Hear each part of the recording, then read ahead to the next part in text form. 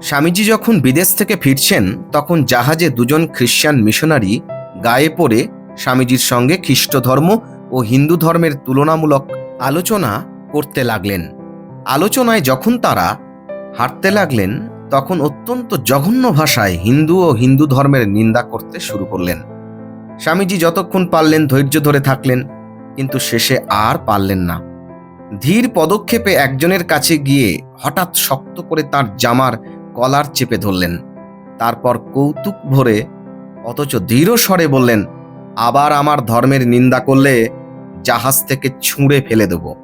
সেই মিশনারি তখন ভয়ে কাঁপতে কাঁপতে বলছেন, মশাই ছেড়ে দিন, আর কখনো এমন করব না।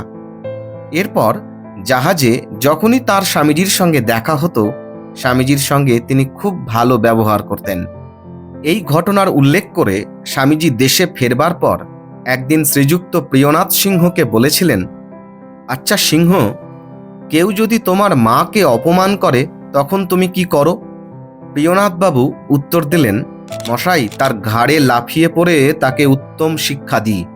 স্বামীজি বললেন, বেশ কথা। যদি তোমার ধর্মের প্রতি ঠিক সেরকম অচলা ভক্তি থাকতো তাহলে তুমি কখনো একটিও হিন্দুর ছেলেকে খ্রিস্টান হতে দেখতে পারতে না। কিন্তু দেখো, রোজ এ ঘটনা ঘটছে, অথচ তোমরা নীরব রয়েছ। বাপু, তোমাদের বিশ্বাস কই?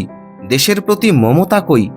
মুখের ওপর প্রতিদিন পাদ্রীরা তোমাদের ধর্মকে অজস্র গালিগালাজ করছে, কিন্তু কজন তার প্রতিকার করবার চেষ্টা করছো? তোমাদের মধ্যে কজনের রক্ত তাতে গরম হয়ে ওঠে? এমনটাই বলছেন স্বামী বিবেকানন্দ।